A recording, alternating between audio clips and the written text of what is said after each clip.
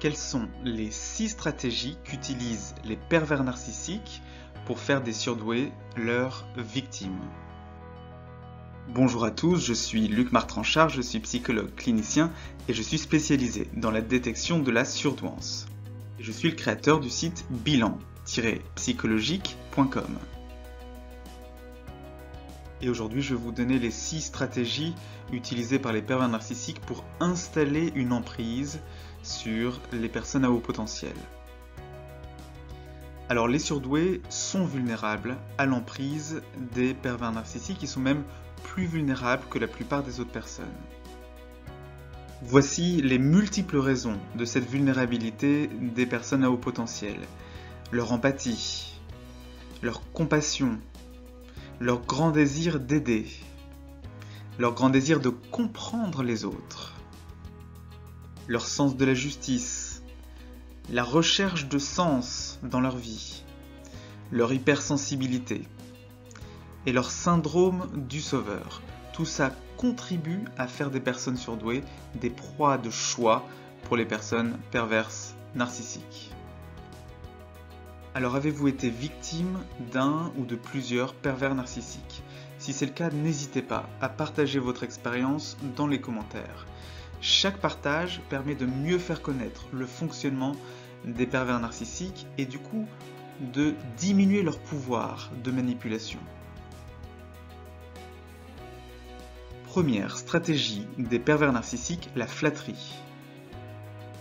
Les pervers narcissiques flattent les surdoués. Ils utilisent la séduction, la manipulation et la flatterie parce qu'ils comptent sur le grand besoin de reconnaissance qu'ont un certain nombre de surdoués.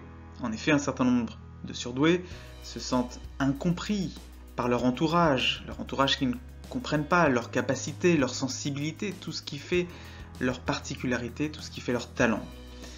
Et donc, la flatterie du pervers narcissique peut être attirante pour un certain nombre de surdoués. Deuxième stratégie des pervers narcissiques, ils se présentent comme des victimes. Ils se présentent comme une victime, comme quelqu'un de malheureux, pour susciter la compassion et l'empathie du surdoué. De plus, le surdoué voit bien la détresse inconsciente qui se cache derrière les manipulations et donc il souhaite l'aider. Or, en réalité, le pervers narcissique ne cherche aucune aide, il ne cherche pas à changer. Troisième stratégie du pervers narcissique, il veut s'approprier les qualités de la personne surdouée. Le pervers narcissique envie les qualités du surdoué, il envie son intelligence émotionnelle, son intelligence cognitive, son intelligence créative, sa grande énergie et toutes ses qualités. Il voudrait se les approprier en détruisant le surdoué par toutes ses critiques, ses manipulations, ses dévalorisations. Quatrième stratégie, il attaque l'estime de soi du surdoué. Le pervers narcissique cherche à anéantir l'estime de soi du surdoué. Il attaque les fragilités de la personne surdouée pour pouvoir le vampiriser et l'exploiter. Et c'est vrai que chez un certain nombre de personnes surdouées, l'estime de soi peut ne pas être un point fort, peut même être assez basse. Et donc le pervers narcissique cherche à anéantir ce qui reste de l'estime de soi du surdoué. Cinquième stratégie, il attaque le perfectionnisme du surdoué. Le pervers narcissique traque la moindre erreur, la moindre faille et la moindre défaillance du surdoué pour pouvoir le dévaloriser et le culpabiliser. Et cette dévalorisation, cette culpabilisation renforce l'emprise que le pervers narcissique a sur le surdoué.